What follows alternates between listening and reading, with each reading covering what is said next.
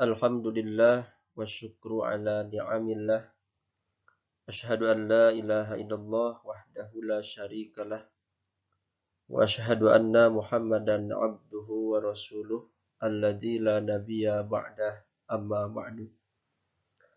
Para hadirin ikhwatu iman peserta Madrasah Quran Nasrullah yang dirahmati Allah Subhanahu wa taala.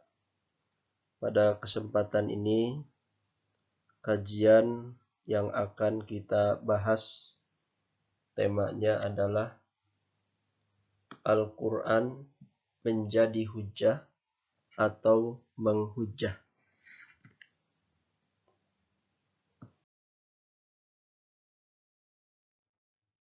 Tema ini diambil dari sebuah hadis yang diriwayatkan oleh Imam Muslim yang bersumber dari sahabat Abu Malik Al-Asy'ari.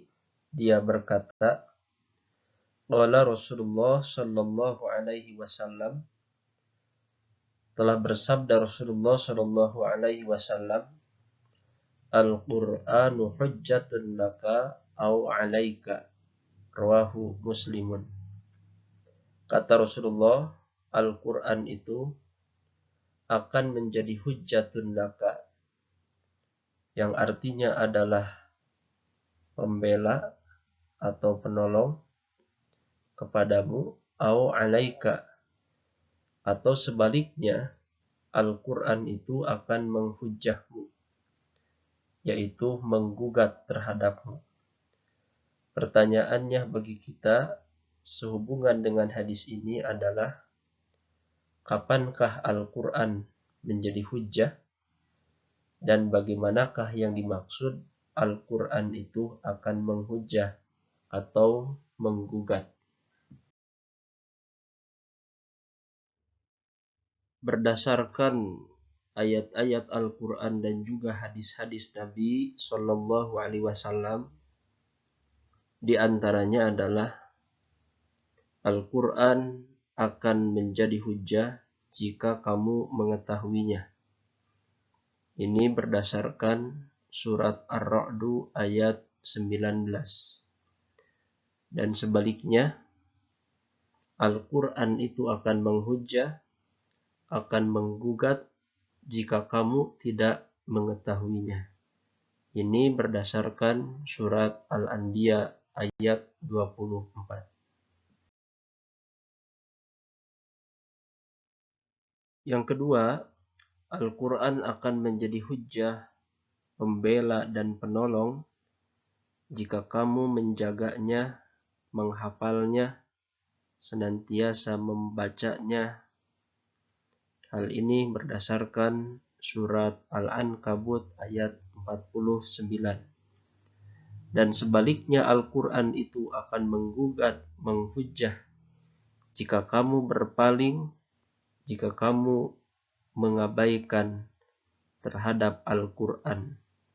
Hal ini dijelaskan Allah di dalam surat Toha ayat 99 sampai ayat 100.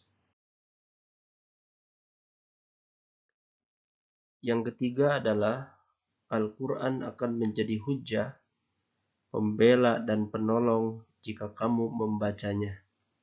Hal ini sebagaimana dijelaskan di dalam hadis riwayat Imam Muslim, Rasulullah Shallallahu Alaihi Wasallam mendorong kepada umatnya, Iqra'ul Quran fa innahu ya'ti yaumal qiyamah syafi'an li ashabihi.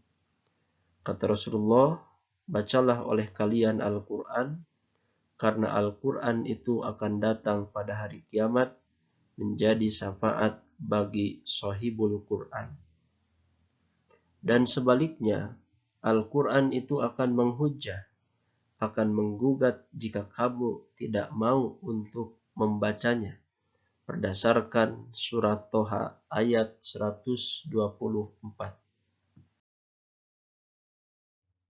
Yang keempat adalah Al-Quran itu akan menjadi hujjah jika kamu membaca dan juga berupaya untuk senantiasa memahami isi kandungan Al-Quran.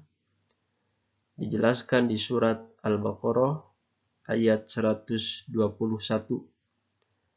Namun sebaliknya, Al-Quran akan menghujah, akan menggugat jika kamu membacanya tetapi tidak memahami isi kandungan yang dibaca itu. Berdasarkan surat Al-Baqarah ayat 78.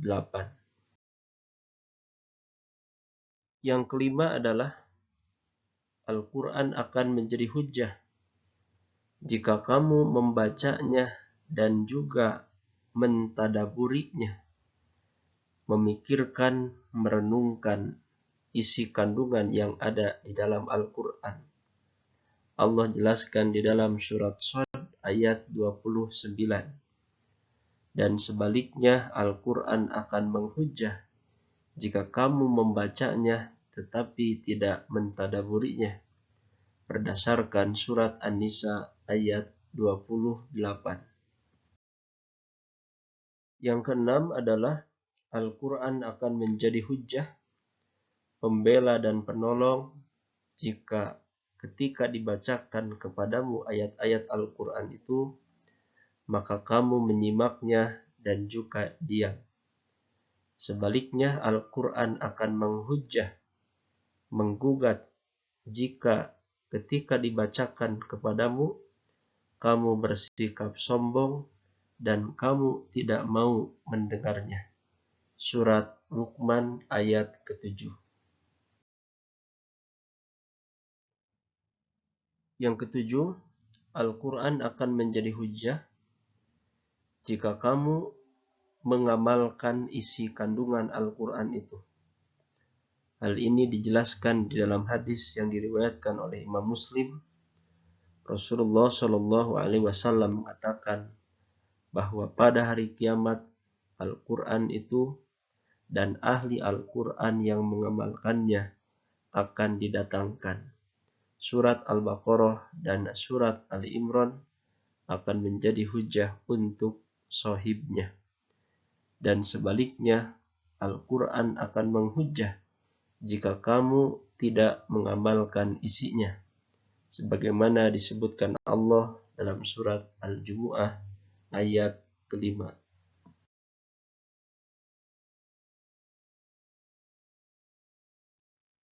Yang kedelapan, Al-Quran akan menjadi hujjah jika kamu mempelajari dan juga mengajarkan Al-Quran itu kepada manusia, sebagaimana Allah firmankan dalam surat Ali Imran ayat 79.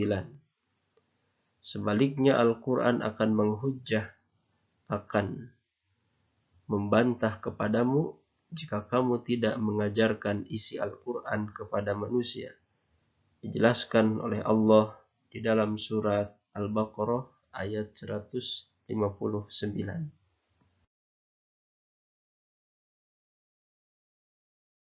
Yang kesembilan, Al-Quran akan menjadi hujjah jika kamu mengimani seluruh isi dari Al-Quran itu, tanpa membedakan, tanpa memilah dan memilih antara satu ayat dengan ayat yang lain. Sebaliknya Al-Quran akan menghujjah jika kamu hanya mengimani sebagian saja dan meninggalkan sebagian dari isi Al-Quran. Sebagaimana Allah jelaskan dalam surat Al-Baqarah ayat 85. Yang ke-10 adalah Al-Quran akan menjadi hujjah jika kamu mengimani ayat-ayat mutasyabbih dan mengikuti ayat-ayat yang muhkam. Sebaliknya Al-Quran akan menghujjah jika kamu mengikuti ayat-ayat mutasyabbihnya.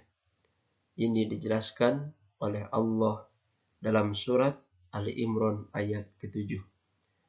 Demikian yang bisa disampaikan, mudah-mudahan kita semua senantiasa berupaya, berikhtiar semaksimal mungkin agar Al-Quran yang kita pegang, Al-Quran yang kita baca, senantiasa kita pahami isinya, kita tadaburi, kita dengarkan, kita simak ayat-ayatnya, dan juga kita amalkan serta kita sebarluaskan. Sehingga dengan hal itu Al-Quran akan menjadi hujatan laka, menjadi hujah bagi kita, bukan sebaliknya, hujatun alaika, akan menghujah. Mudah-mudahan bermanfaat. Aqulu qawli hadza wa astaghfirullah li wa lakum. Wassalamualaikum warahmatullahi wabarakatuh.